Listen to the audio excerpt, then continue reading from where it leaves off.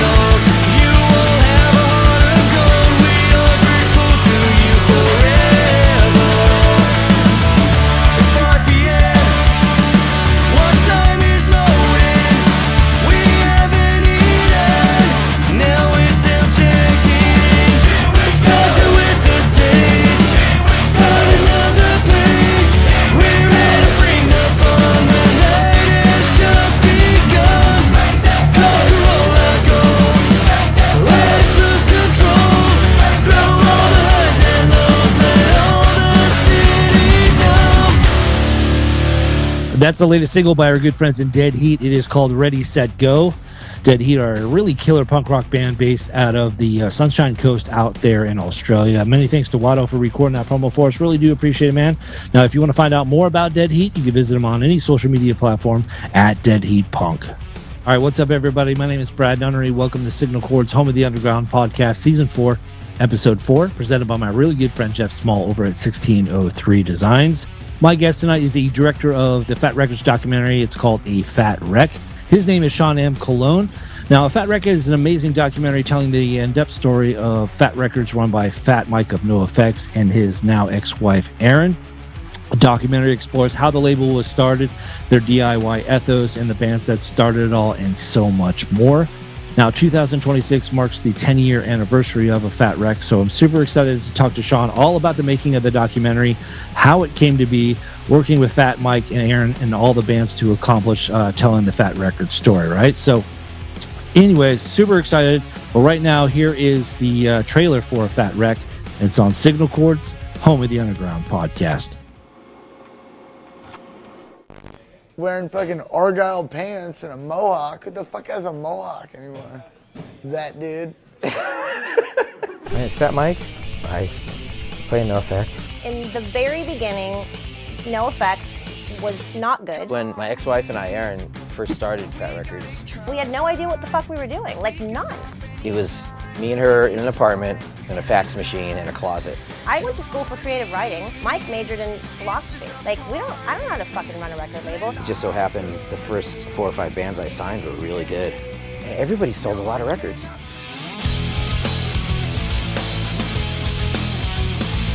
Oh, Fat Mike started a label, Fat Records. How ingenious. It's the only record label that's ever paid me, and that's awesome. It was just like the most ramped up partying ever, but it probably took like 30 years off of my life. Yeah, Propaganda talked shit about me in a song. I don't know, sometimes you don't think too much about something, you know? You're just jamming, making the song. I'm lucky to have these bands on my label. It's kind of silly to say, but like I learned shit from reading good riddance lyrics. I just can't even, like, I got, look at goosebumps. I'm not kidding, there's goosebumps. Fat Records is more than just a label that's putting out records. It's an ethics. You know, when someone says it's not personal, it's business, fuck you. It's a lifestyle. You know, when I sign a new band, we end up hanging out a lot and drinking a lot and doing a lot of drugs together. It's a family. It's about chosen families. This is our family. Fat Records needs us. Like fucking moms and dads and brothers and sisters. Maybe it was like a family, but to me it appeared more like a mafia.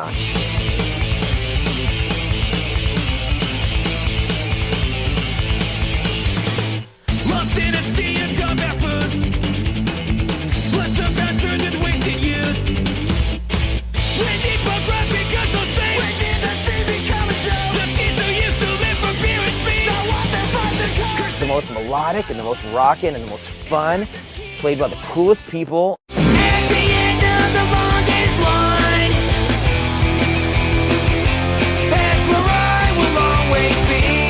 At the end of the longest line. You know, it's not like one thing that you could just say like that's Fat Records legacy.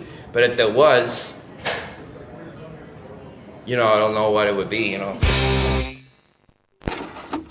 Shaun, thank you so much for joining the podcast, man. It is truly an honor to finally meet you and talk about a Fat Wreck. 10-year anniversary is coming up. I think it's towards the end of the year when it was released in 2016, right? Was it November of 2016? November 2016, yeah. Yeah, congratulations on the 10-year mark, and we're gonna get all into it. You know, you know, anybody who follows this page or this podcast knows that I'm a huge Fat Records fan, and I know you must be as well, taking on the giant responsibility of kind of telling the story of Fat Records and all that kind of stuff, where they came from and all that good stuff. And I got a lot of questions. It's probably going to be, you know, Tourette's with the questions because they're going to be coming, you know, from anywhere in every direction. I have a lot of people that have asked some questions as well that they want to get answered.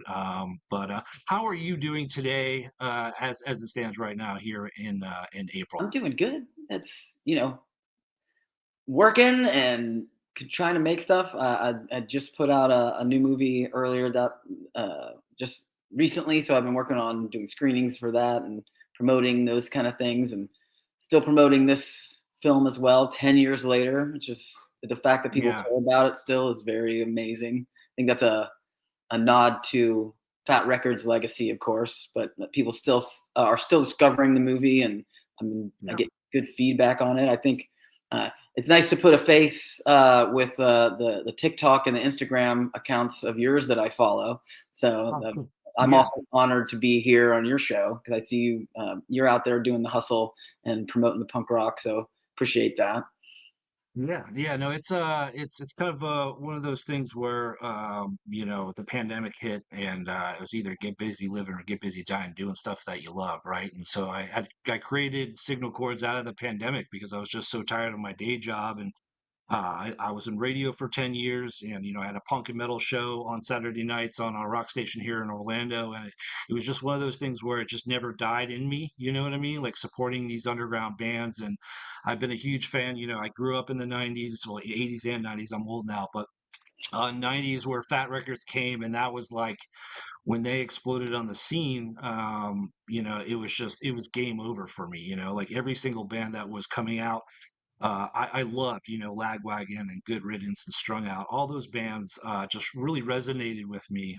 And there was a guy that I was friends with in California that was a diehard punker. And at the time, I was into metal and hip hop and all that kind of stuff. But he introduced me to NoFX, and I wasn't a huge fan and sold on NoFX back in the day. I am now, obviously. But you know, the bands that came on Fat Records, I knew who Fat Mike was and NoFX, and I just fell in love with the label, and I'm like, you know what? You know, the 90s were that you know, that era to where it's like, you know, the Epitaph and Nitro Records, you know, indie bands that are on any of those labels, you know, you just fall in love with. And Fat Records was that band for me. When this documentary came up, I was like, oh, hell yeah. You know, it's about time. You know what I mean? Back in 2016, it's about time because they've been around since like the early 90s and no one's made a documentary, but it was around the 25th anniversary, correct?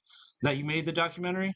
Yeah, Roughly about a year or so. Within that time frame is when we started a little before that, but it led into that. I think some of the footage from the film is we were able to film at some of the 25-year anniversary. Some of the footage we got of the stuff they did in Japan, and then we attended the one in San Francisco and did some footage of some of the Fat Records bands. And there's a lot of B-roll of the Fat Mike hanging out with everyone there. So that it was a big part of the which was actually if you make it to the end of the movie, there's a thing that says it's actually the 24th year and they had miscalculated. Right.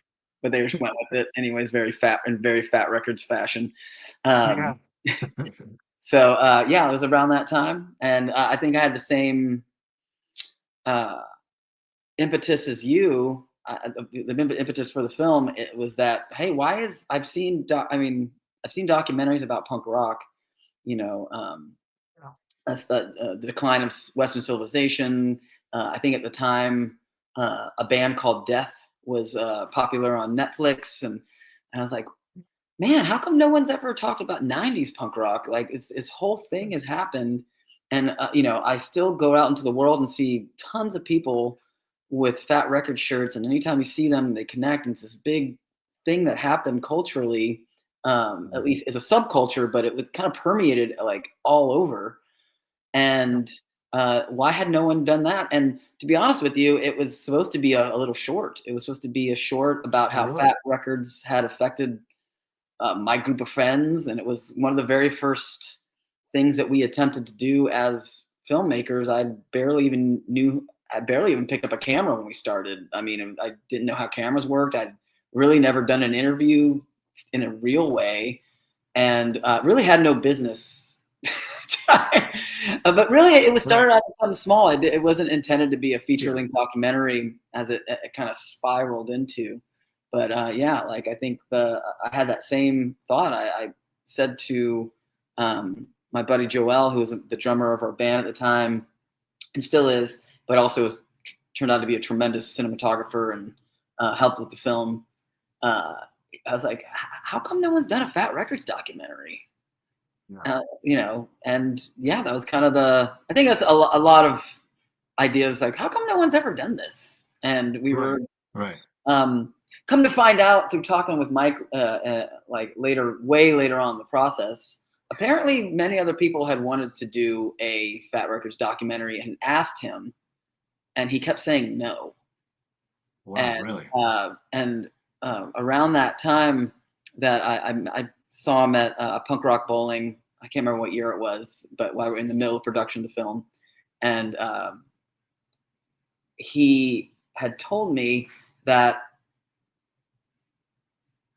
many people were like, how come you're letting this guy do this documentary?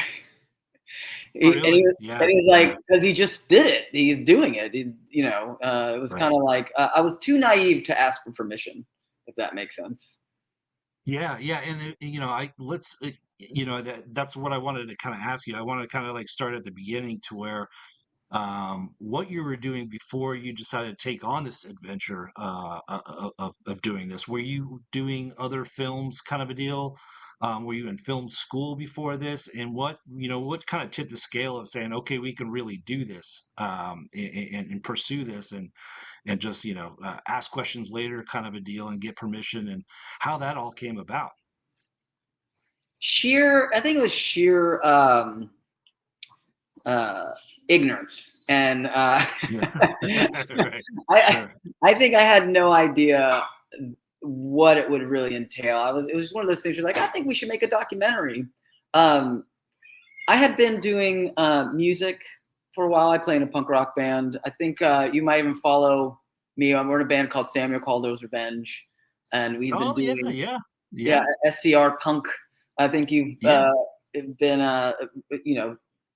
clicked That's so like on funny it. because I never put two and two together because you're liking all my stuff on TikTok and all that kind of stuff and sharing it and stuff. And I'm like, I know I've worked with these guys before on like a single or something, but I never put two and two together that you were in that band. But that's so funny. That's that's crazy. But yeah, go ahead.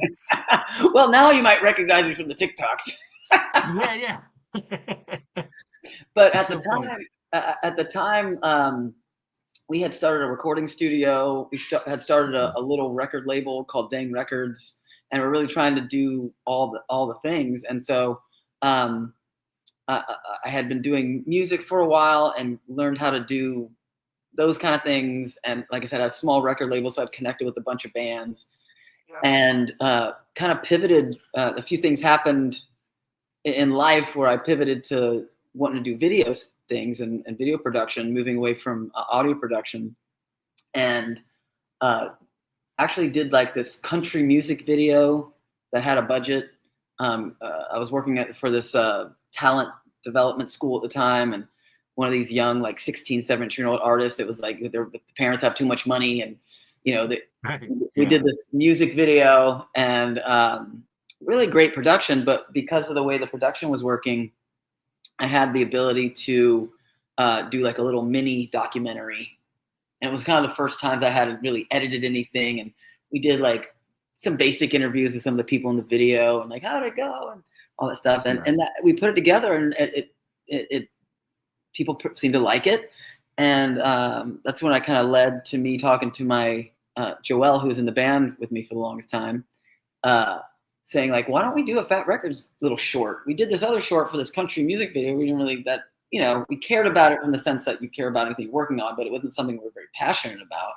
It's like, what if we made something that we were passionate about, And I think at the time I had produced 3 music videos, and I'd done a little bit of, that was the first time I had edited anything for real. So I was like, I can edit something, and really had the gall to think I could take on this thing. And what happened was we had been going out to punk rock bowling with our little record label called Dang Records, and doing like a half booth with one of the people out there or something like that. And I was like, well, I'm going to go out to punk rock bowling anyway. Why don't I take a nice camera? And there's a lot of people who love Fat Records there. A lot of Fat Wreck bands are there and that kind of thing. Why don't we go out there and see if anyone will talk to us about Fat Records, And so I went out with a camera, like I said, not knowing how to use a camera. I just rented a good lens and I think a 5D, camera at the time, and sent a few. At the time, Twitter was a thing. Sent a few tweets out. I think Joe Sib, who's in the film, I reached out to him and was like, hey, I think I'm making this Fat Records documentary. Would you be interested in doing an interview? He's like, yeah, sure, I'll do it. And filmed those interviews. Mike Wiebe from the Riverboat Gamblers, who I've known. He's from the Dallas-Fort Worth area, and I've known him. So he said he was down, and there's a few other people that ran smaller blogs and things like that, punk rock blogs that I had connected with from doing the punk rock label. I was like, hey, would you want to talk about Fat Records? Like, yeah, sure, I'll do that. And so it was really going to be an outside looking in kind of little thing, kind of how me and you would feel about Fat Records kind of thing. Yeah. Just kind of a project you're just doing for your own satisfaction, kind of a deal. See if you can pull it off, and just it's going to be like put it on YouTube, kind of thing. Yeah. I thought it may serve as a way to get to a feature. Whereas like, hey, if we do the short, maybe people will be interested enough, and we can turn that into, that interest into a feature. And what happens is I get back from punk rock bowling, and the talent development school where I'm working at the time, I was the marketing manager, but also I did like events and things like that. And we were doing like the showcase, because they would showcase all the upcoming wannabe pop stars. And they would bring out producers. We'd fly in producers. The school would fly in producers to kind of evaluate them and potentially give them a deal, but that was really probably not going to happen. But it was really to give them like feedback. And one of the people we were bringing in, and I had not even put 2 and 2 together, was a producer named Ryan Green. And when I got engineer back, Ryan Green. well, yeah, when I got back, I looked up. I was like, Ryan Green. There's no way this is the same Ryan Green as Fat Records. Turns out it is Ryan Green. That Ryan Green. Yeah. And they're literally flying him in, putting him up in a hotel, and I'm picking him up from the airport. Oh shit! Yeah, it's kismet, man. It's like this has to be done now, right? No connection with making this documentary. Like, had no. And I have another story I'll tell you here in a second that kind of leads to Fat Mike, but that was kind of the first thing. So we fly in, and on the ride back, I'm like, hey, I started making this Fat Records documentary. Would you be interested in doing a little thing? Because you ran the studio and you produced all these early records with Mike, and he's like, dude, that dude is super cool. Ryan Green's super cool guy, awesome. really cool dude. And he was like, yeah, of course. Like, yeah, of course I'll do that. So in the first little trailer I was able to put together for the documentary, I could take the stuff that I got from Punk Rock Bowling, like Joe Sib and some of those people, and then I also had, but now I had Ryan Green, and now that really changed what the documentary was, because it was no longer just outside looking in. It became someone who was actually in that and is actually part of those early days, those records, those first 5 Fat bands, those early records that kind of really established Fat Records. And I was like, oh, well, we might have something here, now Ryan Green's it, that's crazy. I was like, oh, okay, now I got something even more legitimate. It's not just fans, it's actually someone who participated. And so I put together the first little teaser trailer. And I should mention, like, me and my buddy had run a little studio called Dang Studios that we had started when, that's kind of, I mentioned I'd been an audio engineer. And we had kind of run that for several years. And during that time, one of the things we had done was we saw that Joey Cape was coming into town doing like an acoustic kind of thing with I can't remember the name of the tour at the time, but it was like him, Digger Barnes, John Snodgrass, and a few other people, and they had like a thing they were doing. And I reached out to him on MySpace. Oh shit! Way back when, yeah. And I was like, your hey, profile song when they go on your page. I was like, hey, yeah, I know, we just aged ourselves big time. I was like, we have a studio, we have a massive parking lot. I see that you're in town for 2 days, because they were kind of in the area for 2 days. We have a recording studio. If you want to come by, we'd love to record something for free. And Joey Cape came and recorded at our studio and did like a cover while I was there. Really?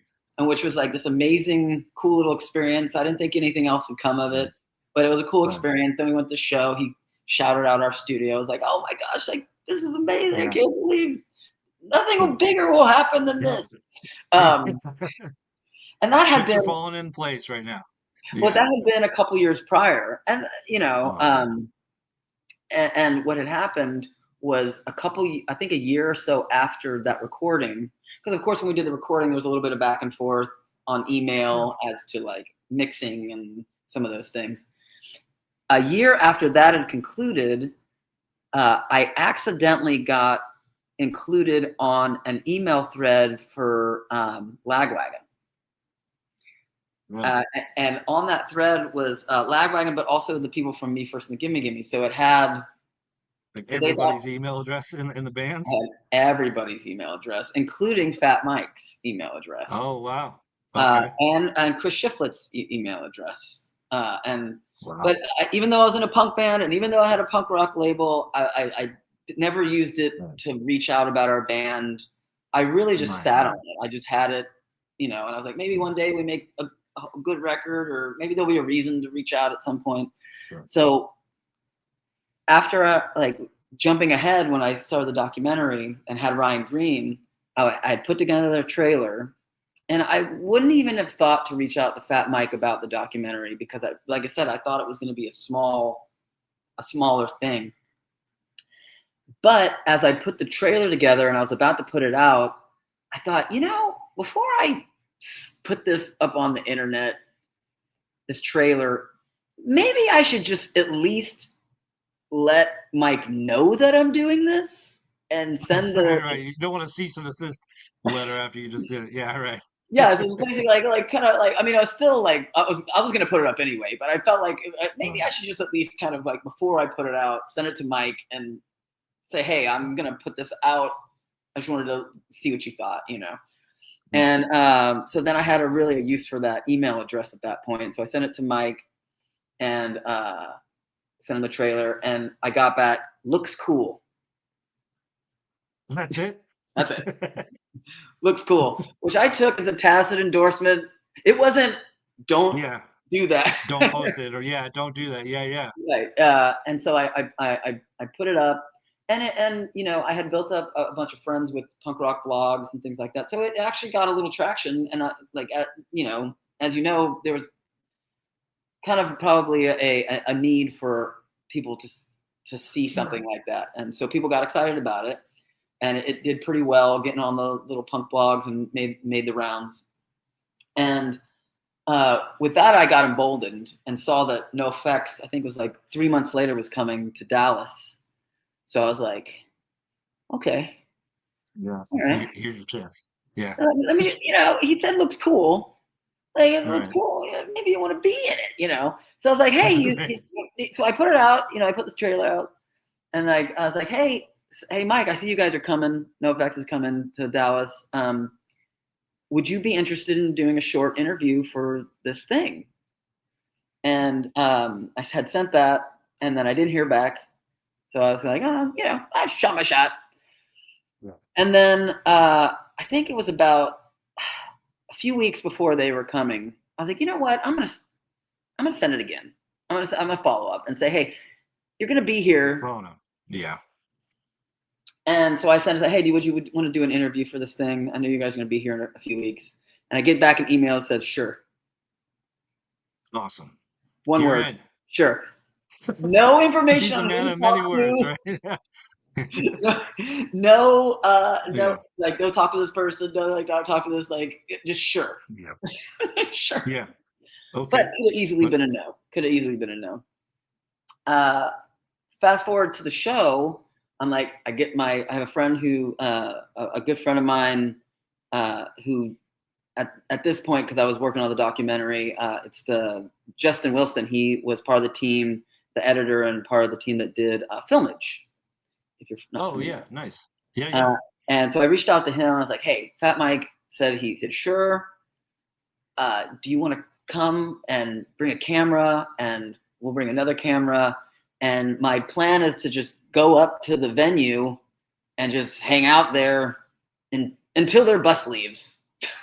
Yeah. Like, until they basically are like, he said sure. So like until I get a no or the bus leaves. So basically we knew some of the staff there. They let us kind of like hang out in the back. And one of his team comes out because they're like, yeah, I heard Mike said something about an interview. I was like, yeah, I'm doing this documentary, and Mike said he would do it. He's like, who'd you talk to? I was like, oh, I talked to Mike. He's like, okay, man, let's set up some expectations here. He does this a lot. Like, I'm going to let him know that you're here, but, you know. Don't be surprised if he changes his mind or he doesn't remember or whatnot. Yeah, set your expectations here. So like, I was like, that's fine. We're here until that bus rolls out. So, you know. Yeah. And then my buddy was like, Justin was like, if you don't get it before the show, it's probably not going to happen. Because after the show, they're tired. They're not going to want to do anything after the show. I was like, okay.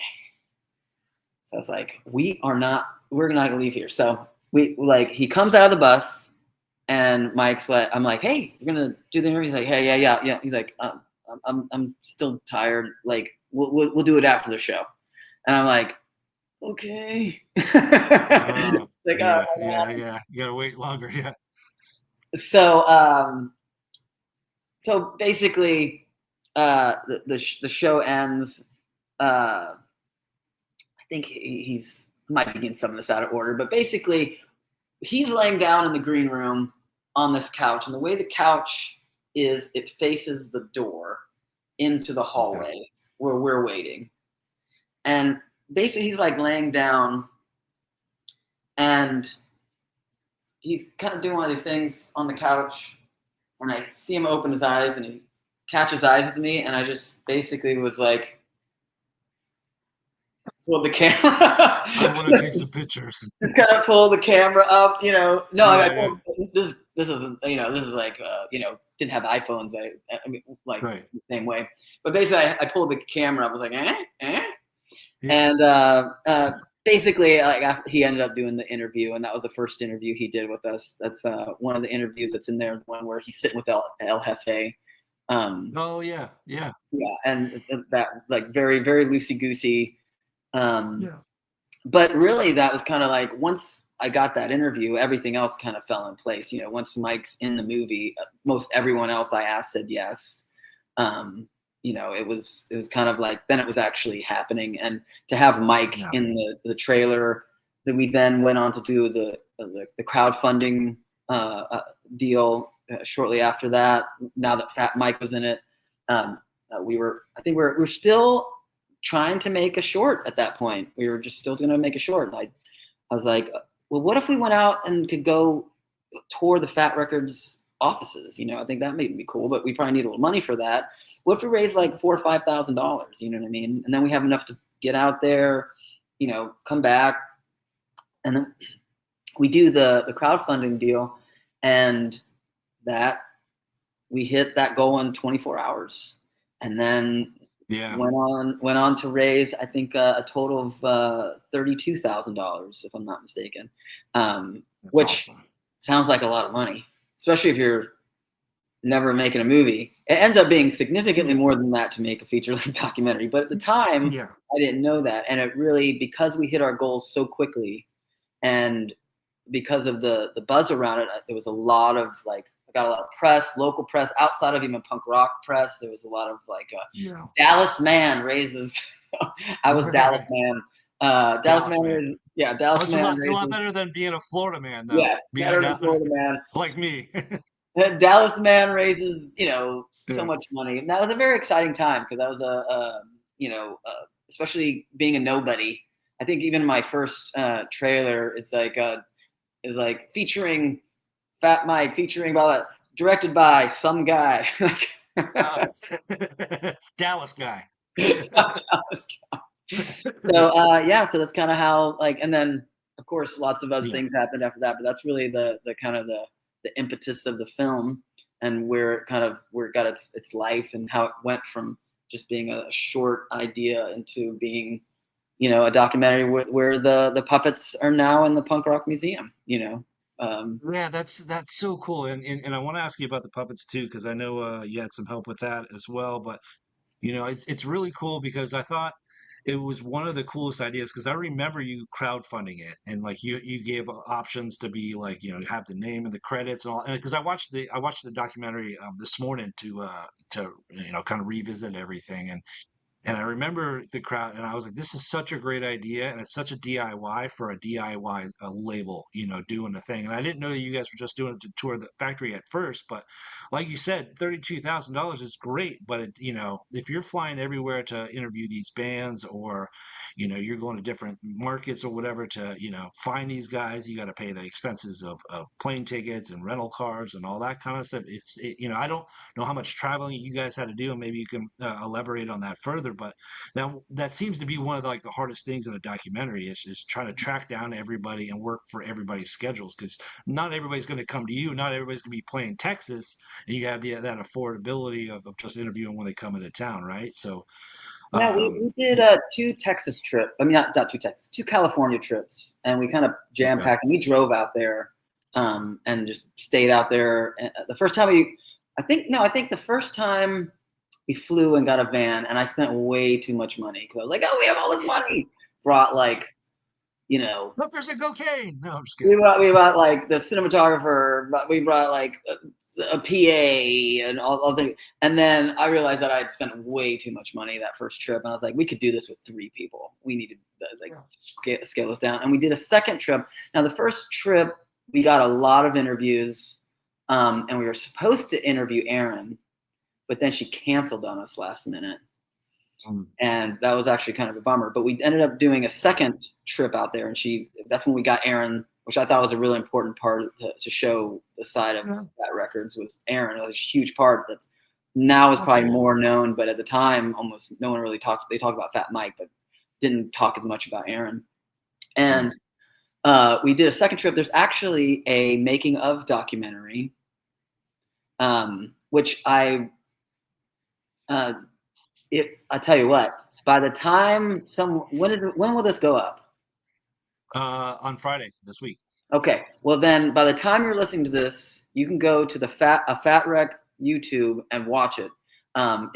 Sweet. It's available as like a bonus pack on our little thing where you can rent or buy. But I've been wanting to put it up on our YouTube, and I've already uploaded, but I haven't clicked the button to publish yet. So, but we have a making of document.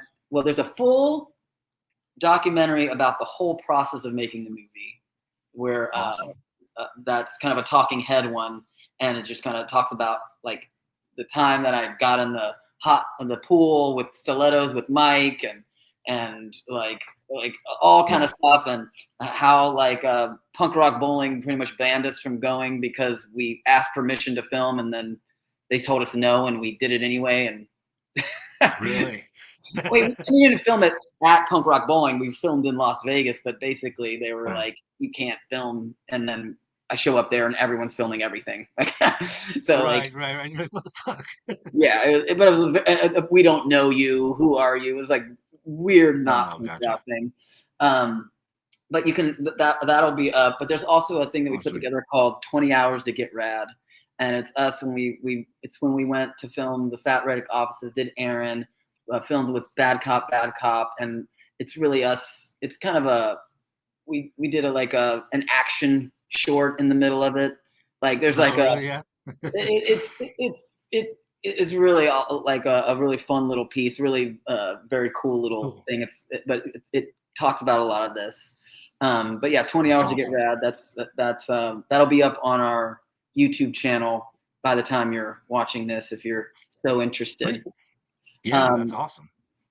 Yeah. So, and then there's a few other documentaries that I'll put up. There's one about the Fat Wreck subculture from the Fat Wreck wiki people that have a big part. That was part of the film, but it didn't really work, so we took it out and made its own little short. So I think there's about 4 mini documentaries that surround the actual documentary that we put out that are available on the Blu-ray that is available. So if anyone, not trying to turn this into a pitch, but like it's available on the Blu-ray that's available right now. And the original Blu-ray we put out, some of those were on it as well. Just kind of bonus stuff.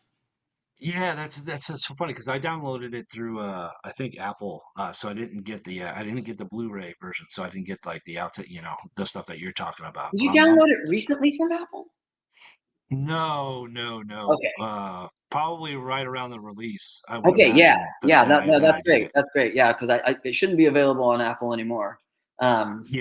We had some issues with a distributor that that stopped paying filmmakers, and so we took it back. And in the last couple years, I put it up for rent or purchase on our own thing, but also it's available on Documentary Plus for like ad supported, so people can watch it.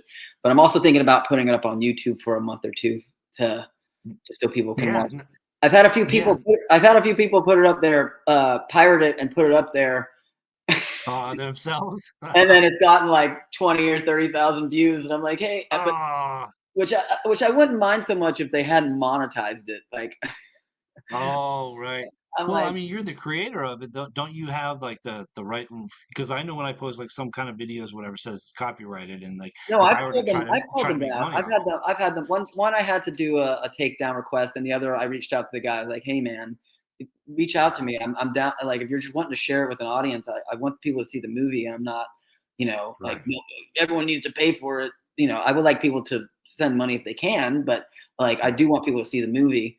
So I've been thinking about putting it up on YouTube for a little bit, so people can access it for a little bit. So that's something I'm considering doing, because people have been actually, even though it's for, you can stream it for free on Documentary Plus by basically clicking play. So people still buy the movie, and people have been buying the Blu-rays, and you know, Yeah. all these years later, you know, back in October, I started with TikTok and Reels posting clips of the movie, and they still do really well. And there's still a lot of interest in the movie. I think there's still a lot of interest in Fat Records, and I think that's you know a nod to their longevity.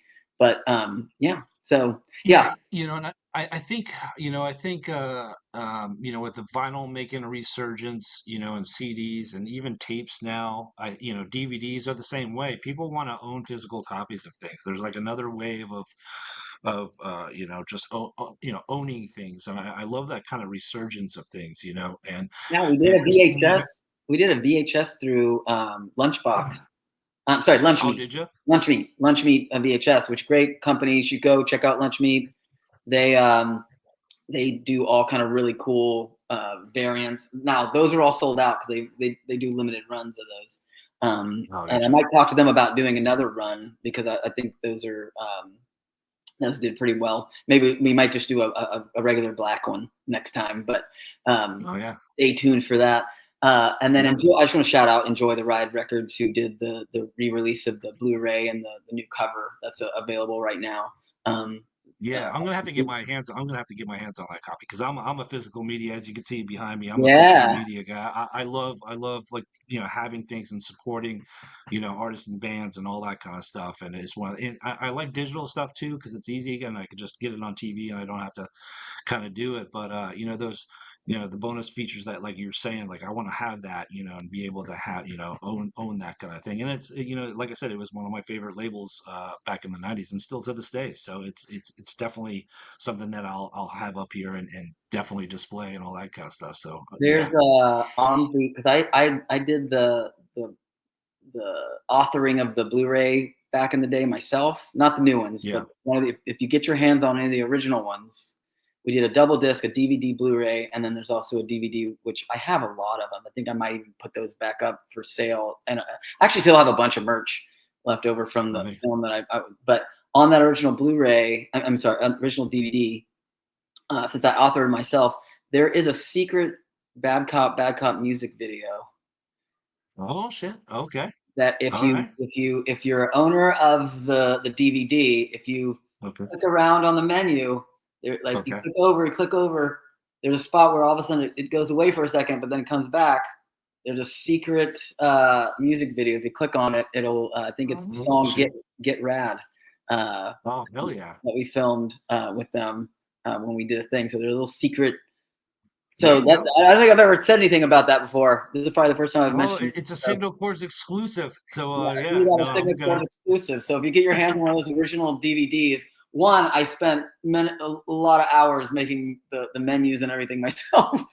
Back in the day, really not knowing how to do that. So, but I knew I wanted to put a secret thing somewhere. I knew that. So that's cool. No, that's cool. That's so like 90s too, right? Like the video games would have like a secret code or whatnot, and you're always trying to find things. You know, like people they would, you know, put those what do they call them? You know, when you, what do you call it when you put something in a movie that's from another movie?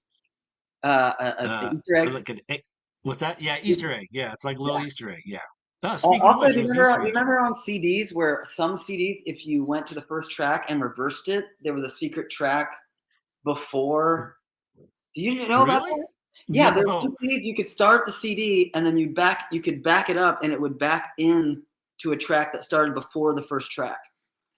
Wow, what do you know any bands offhand? I can't remember which one it was. There's a few that did that. You could go like I have to look that back up which band that was. But yeah, you could. That's fucking awesome. Start the first track and then reverse it. And there was a way to go negative, and it would go into the pre thing. It would never play normal. You'd have to. The only way to get to it was like that. So a little secret Easter egg there. Yeah. No, I was talking to some band the other day, or the past couple of weeks, and we used to love like that hidden track. You know, like the last track would be like 36 minutes. You're like, why the hell is it 36 minutes? And like it's like, you know, 26 minutes of like dead air, and at the very end, it's like a minute and a half song, and it was like one of those kind of things. Oh, Propaganda.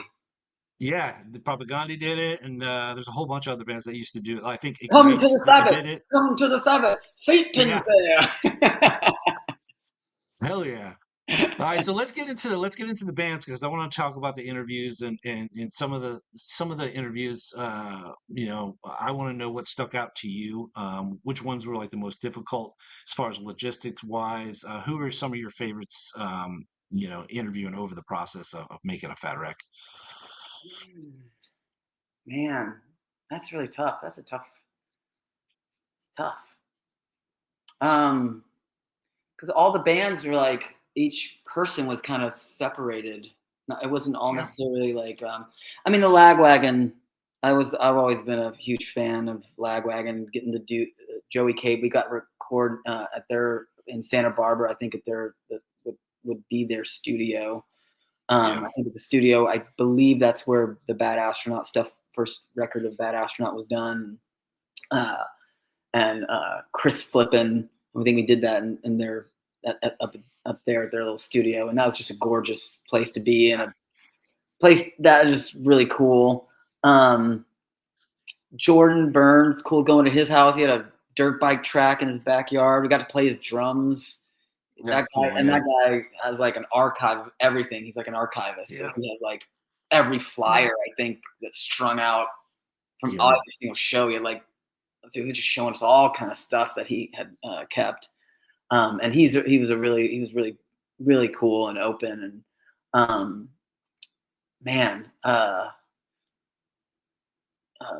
Chris Shiflett, that was really cool. He was a Foo Fighter.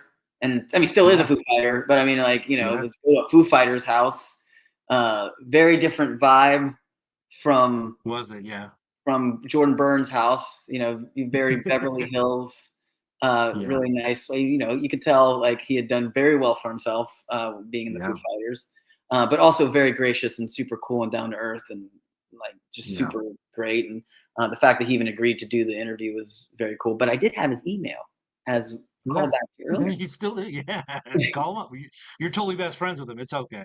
That's what I'm a huge Lagwagon fan. Strung out. But I gotta say, I didn't even get to conduct I conducted one of the interviews. Propagandi's my top favorite band of all time, like hands down. Outside of Fat Records, outside of anything, they're like the one that I think is my favorite band. I think the best songwriters. I think they're like what they talk about. They're also the people who live what they talk about.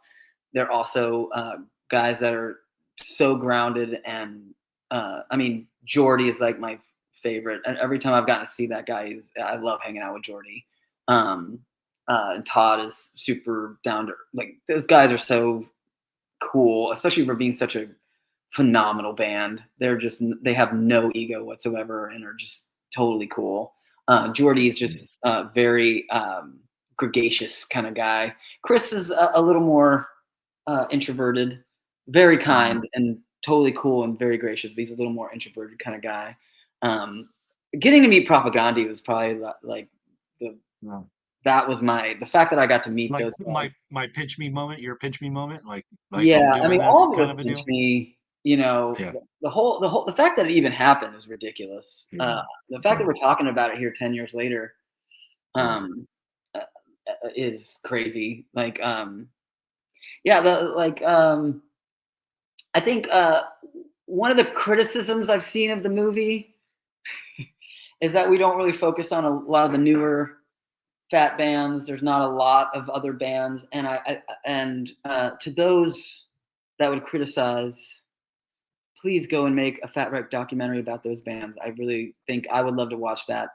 But there were so many Fat Records bands that there had to be some kind of limitations, and we had to kind of set what are the rules of the movie, at least for myself as a filmmaker.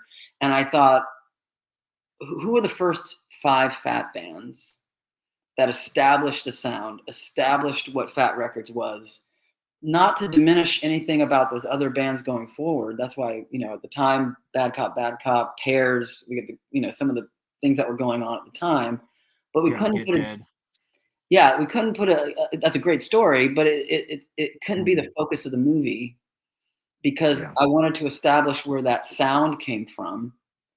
And where Fat Records got its start, and the you know, you only have so much time to spend.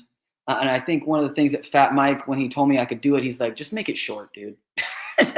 Really? Yeah, because I did notice it was short, but I'm like, I get where I get where you're going with that. And one of the questions that I have is like, when you finally get the green light to do it, and you have like your idea, did you have an idea and then you started interviewing all these bands and like have to switch around where your focus was as far as storytelling wise? Did you have it in your mind like how you wanted to get to A to B beforehand, and then you started interviewing these bands, and you're like, you know what, I might have to like adjust like the storytelling, or I had in your no mind, how did it clue go?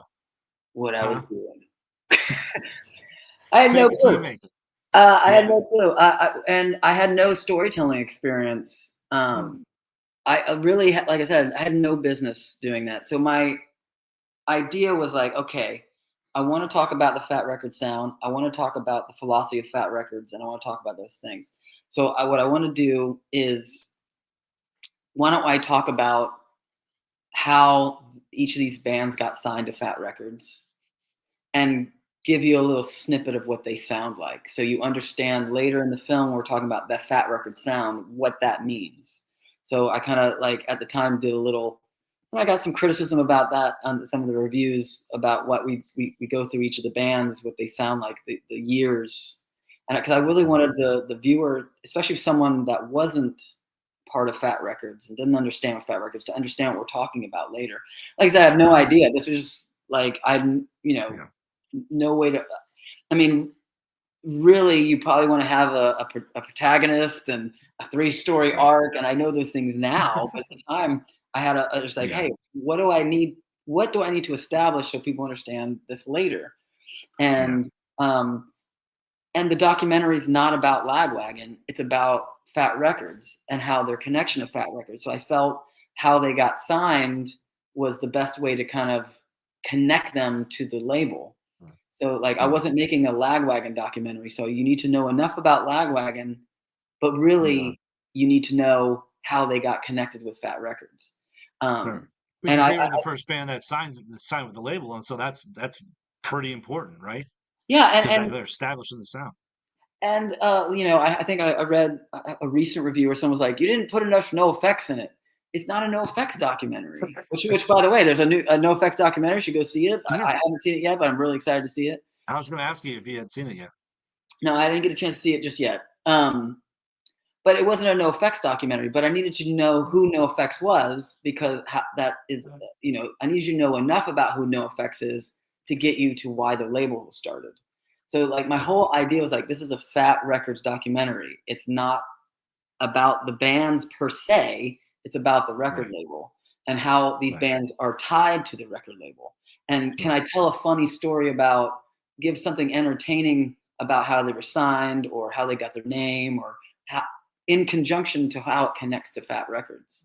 And I just kind of tried to keep that as my my through line. This is a Fat Records documentary. So so like that was definitely one of those. And I take all these criticisms in stride. I appreciate that people watch the movie and have a thought about it. Like opinions, right.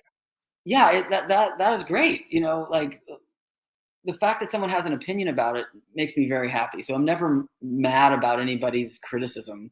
I had to make choices as I made a documentary, and I hope that the movie, I would say, keeping it short, felt like a punk rock record. Punk rock record, 35 minutes, 30 minutes. Right.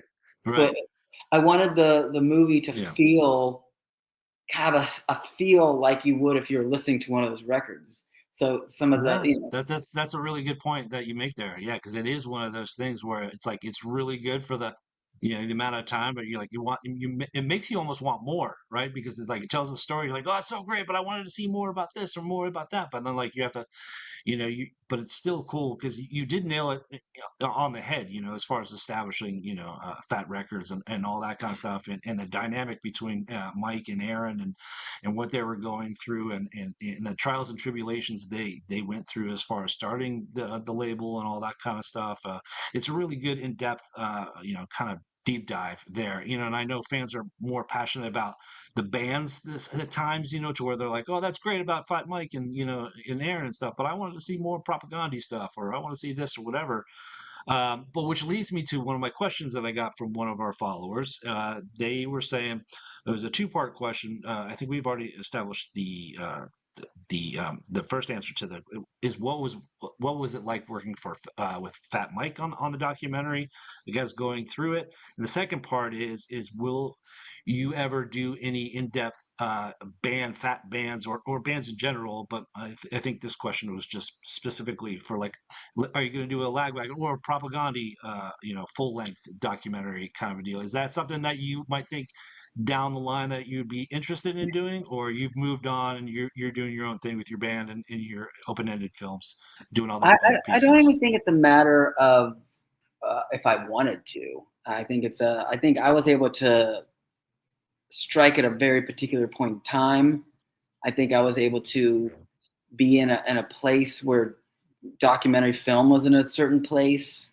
I think, I would love to do a Propaganda documentary, but I don't think I'm in a place to do that anymore, if that makes sense. I just finished another documentary about the podcast industry called Age of Audio, and Really?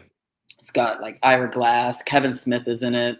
There's like Mark Maron's in it, a few other wow. people, and AOAmovie.com. Go check out the trailer. It's in the description below. I'll put it in there. But to be honest, I think the reason this movie happened is because I was ignorant and naive and didn't know. Sorry. And the problem is now I know. And I also think that documentary as a thing has shifted and changed.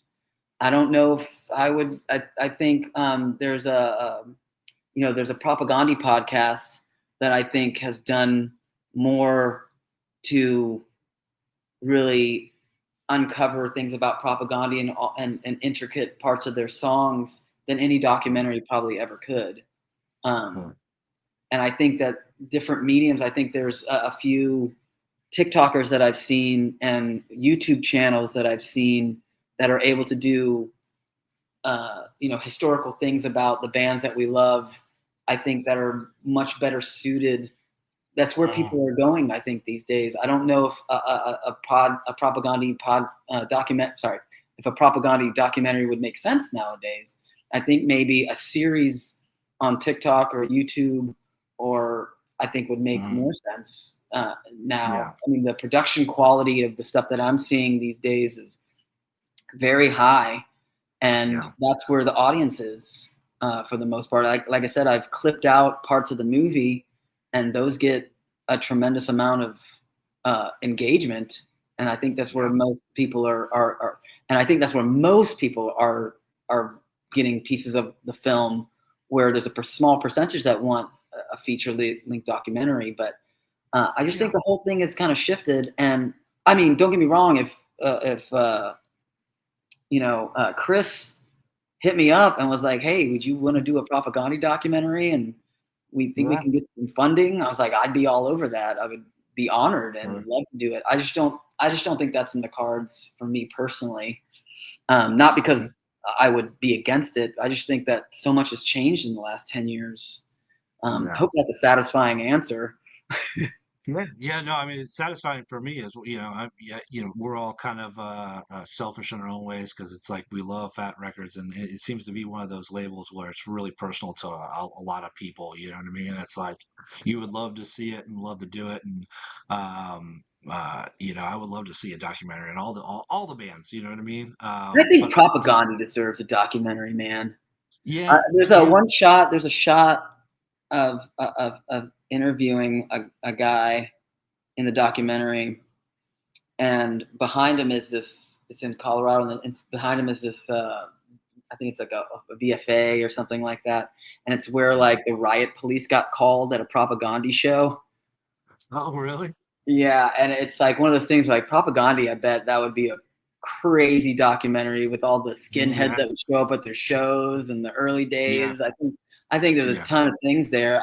But I mean, maybe we should do a hey, Brad, you want to do a? We should. Maybe we should do hey, I'm in the market for a new job, man. Let me know, dude. Oh, there's no money. I'll be a grip. I know how to. No, there's no money. Oh, it's okay. It's okay. I work for a label. I don't get paid anyways. So, you know, we're punk rock. There's no money. So like, yeah. So I mean, I think, and plus I think, I mean, like I said, I would love to, but no, I don't know if that's in the cards. I think, to be honest with you, like I listen to pop. I don't listen to as much punk rock as I used to. You know. Yeah. It's I definitely listen to that new Propaganda record like over and over and over and over again. You have to. Yeah. They're like I said, they're the band for me that transcends genre or any particular kind of thing. It's like it's its own kind of thing. So. Yeah, no, absolutely. I love some of the ones that some of the interviews that stuck out to me personally was I'm a huge Jim Cherry fan. Oh, great. I've got a funny story about that, about how life is just a small world. So I was a huge, when I was in the 90s and stuff, and like everybody else, I was a real nerd, and I would read every backing of the CDs and who did what and who wrote this song and who wrote, who was the composer, whatever, who thanked who, and everybody's, who was in the 90s. That's all we had, right? Because we didn't have the internet and all that kind of stuff to learn about other bands and who's writing the songs and all that kind of stuff. But when Jim was in Strung Out, and I would see that Jim wrote like the majority of Suburban TDH Wasteland Blues, and then Twisted by Design and stuff, and like all my favorite songs were written by Jim. And when he got kicked out of the band, I was really bummed. I didn't really know much of his work in Pulley, but Zero Down came out, and I thought that was like the most incredible record ever. And I was like, holy crap! They had a song that wasn't released on A Lifetime to Pay. It was on a Fat Comp or whatever. But like the whole record, A Lifetime Pay, was like one of my favorite records of all time. It was strictly, Jim Cherry, all that kind of stuff. And I was interviewing a band called Bridge the Gap. I was interviewing Chad, the front man, and if you listen to Bridge the Gap, they have a lot of Jim Cherry influence. Right. And their new record, they actually befriended Jim's wife, Wendy, and she basically gave him lyrics to one of his like unpublished lyrics to one of the songs he had, and one of their songs on their new record is Jim Cherry's lyrics. And they redid it and became really good friends. Yeah, and they became really good friends with Wendy, and so when I interviewed Chad from Bridge the Gap, Wendy had saw the episode. She's like, "Oh, thank you so much for talking about Jim or whatever," and she sent me like a couple of like OG Zero Down shirts and the original stickers and the original shirts and stuff, and wound up talking to her for a while, and really down to earth. And Chad has a really funny story about how they connected. But yeah, I'm a huge fan, and like seeing the band talk about Jim and how they got signed, it was really cool, and so that kind of stuck out to me. I think it was one of the nice things that they will do with the documentary is, have a little tribute to Jim in the film and give him a lot of credit, and also kind of highlight just the stuff you're talking about, his songwriting skills, and the other one was Tony. With Tony, obviously, Tony as well, yeah. With Tony, before I finished the film, I sent that section of the film to his family to make sure they were okay with it. I just wanted to get their feedback, because I wanted to make sure I was honoring him properly. And I got very positive feedback back from them. They felt like I had properly represented Tony. And it's one of those things where, like, it's not like you want, in a film, I never wanted to sensationalize anything that wasn't real, but I also wanted to make sure I was paying tribute properly and serving as a tribute to the people that we lost from those particular bands. And I think I just actually posted a clip about Jim today from the film. Whenever I post a clip about Tony, I mean, it really, like, there's a tremendous amount of love still for Tony and Jim. So it's, and I think that's one of the cool things about making something like this is that, when the film says, usually like you have a film, it's like a film by Shaun Michael Colón. It doesn't say that. Right. It says a film by Fat Records fans. And I felt like it would be very presumptuous and very, I don't know, it felt gross to put like a film by Shaun Michael Colón or something like that. It just didn't feel right. So I put and because it was crowdfunded by fans, and it was really, that's where the impetus was. It came from a fan perspective. And that's where the reason the film exists is because of the fans. The reason like that I wanted to do it is because I was a fan. And, it wasn't that I was a fan of Fat Records and I wanted to make a film. Is that I wanted to be a filmmaker. And so I wanted to make something about something I cared about. So, but I always felt like it was important to honor the people that we lost and also honor the fans. And I hope that, like, I mean, I would say the majority of feedback that I get from the film is positive, especially from Fat Records fans. I think there's very few record labels that get the kind of treatment that this film was able to, and not just from me, from all the people who worked on it, Justin and Joel and many other, Jeremy Fry, who did the motion graphics, and many other people who contributed to the film. It serves as something that at least encapsulate what I think most people loved about the label.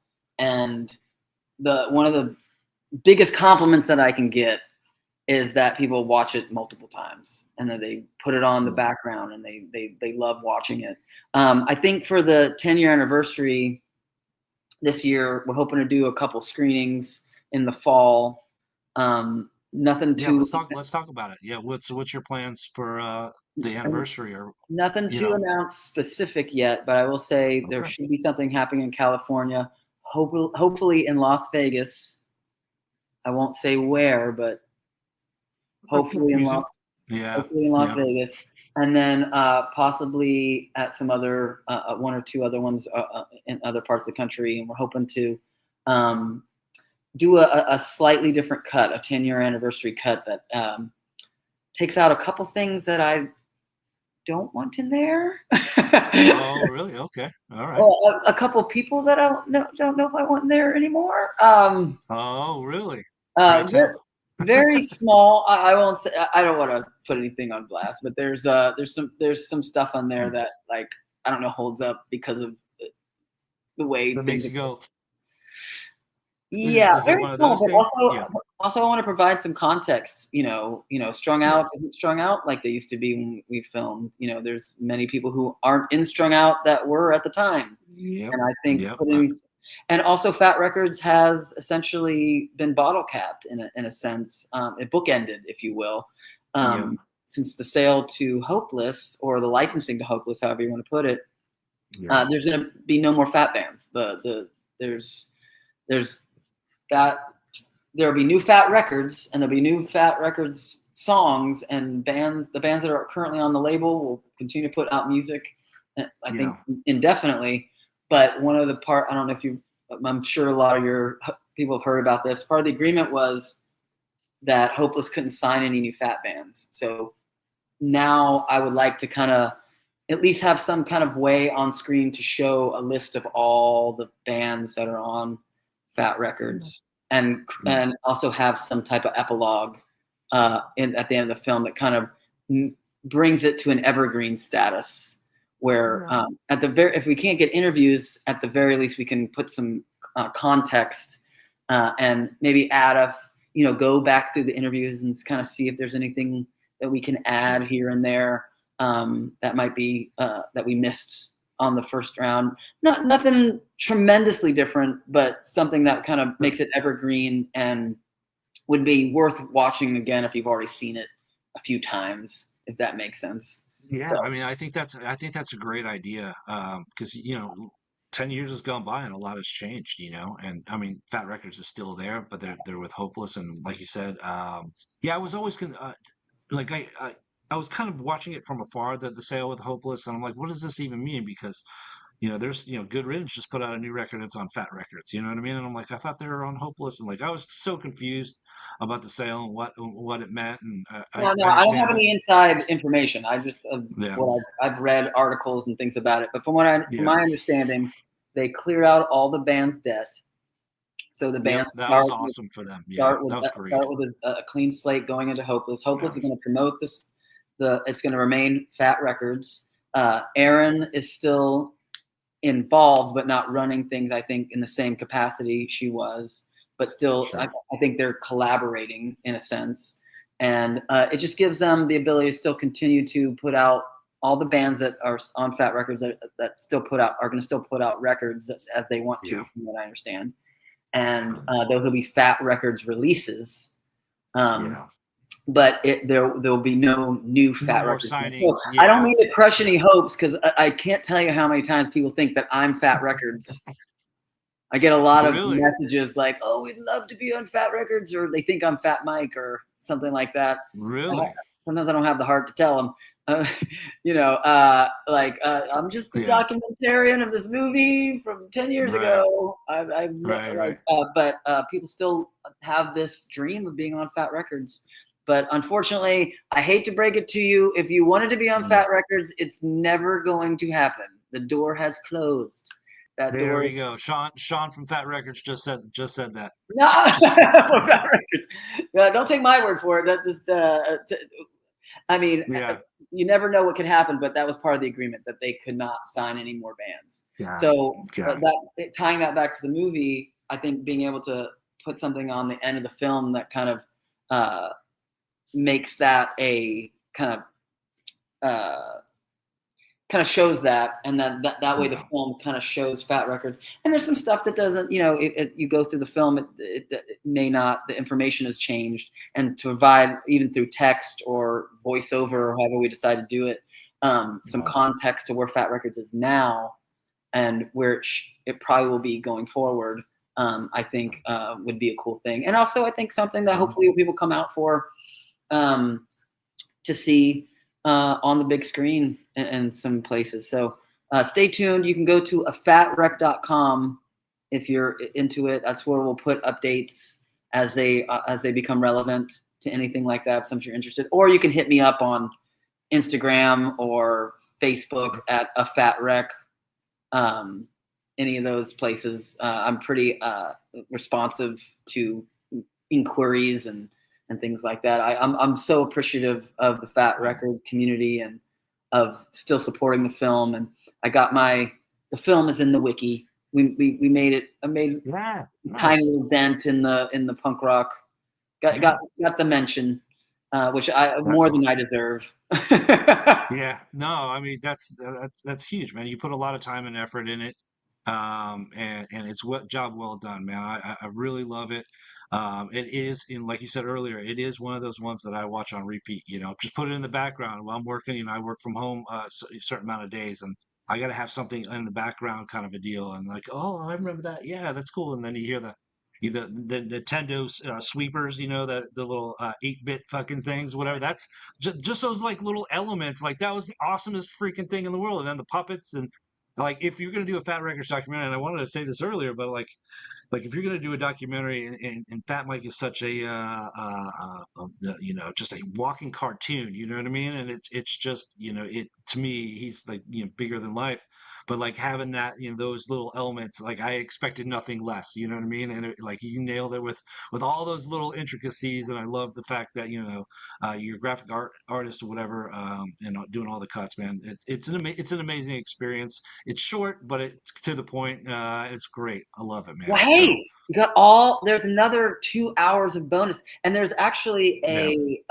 It's called. Oh gosh, I can't remember the name of my own bonus. It's bonus fat, a little bit fatter. Oh, nice. Hell yeah. That'll, like I said, for everyone's listening, I'm gonna put all I'm gonna publish those before Friday when you're listening to this. So you should be able to go and watch a little bit fatter. It's all the stuff that didn't work narratively. It was edited by Justin Wilson, who also did filmage, and it was all the stuff he put together that we couldn't fit narratively into the film. And it was just a bunch of fun stuff that is more.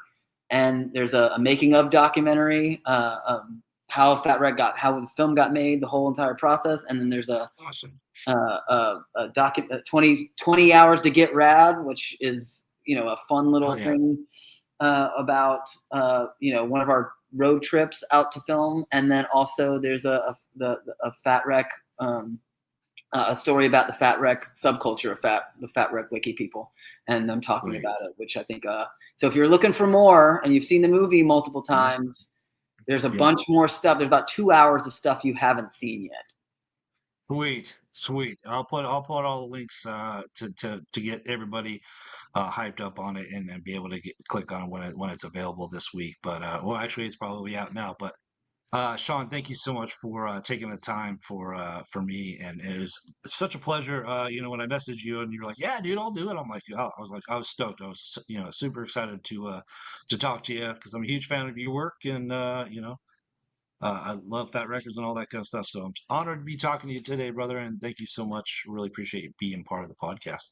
Yeah, and also check out our band, Samuel Calder's Revenge. Yes, I will put that in a link as well. And hit me up in Messenger or text me because I want to do something with you guys because I don't think I've actually promoted like your band or any of your songs.